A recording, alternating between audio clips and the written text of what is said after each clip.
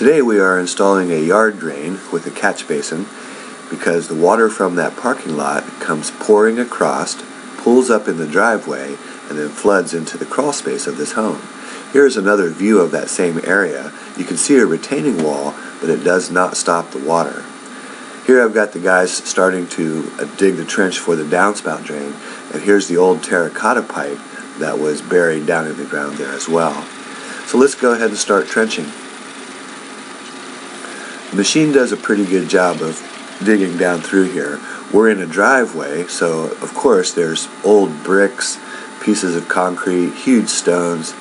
Remember that the water's been coming across and entering into that crawl space in the corner there. And the catch basin that we're putting in right here is going to pick up most of that water, but we'll also add gravel perforated pipe and send that on around the side here as well. That'll help collect the subsurface water, which is the water that moves underground. We're also going to take the excess soil where the gravel goes and place that along the foundation of the home. So you can see the guys up there in the top left. They're picking up all the dirt and they're going to put that on the corner of the foundation wall, and we'll grade that out. Here's a section of that old terracotta. The trencher has a tough time getting down through there, so we've got to come back and use our pry bar just to break that old pipe out of the way. Remember that when you do this, you really need to wear gloves. Notice that the guy has gloves on there. Terracotta is extremely sharp, and we recommend that you wear gloves anytime that you're going to pull out an old piece of pipe. We also found an old either water line, or more than likely this is an old oil line.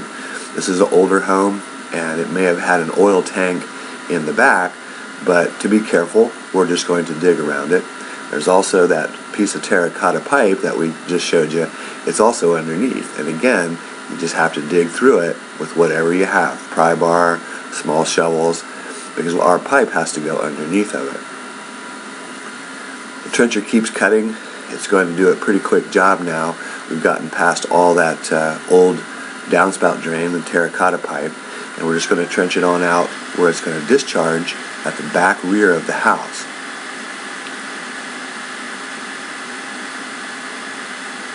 Being careful here also, because we don't really know if there's an old oil tank back here. I don't believe that there is, but we're taking our time through here.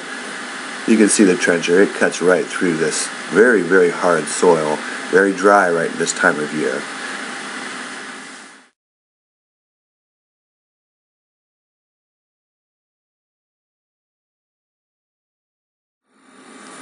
Here's the completed trench. We're going to use that corrugated pipe and finish our install. We also, as we cover up the trench, we try to leave a small mound. This is so that it can settle on its own. Here's the catch basin with gravel perforated pipe being installed. The gravel is brought to grade because we want to collect as much water as possible.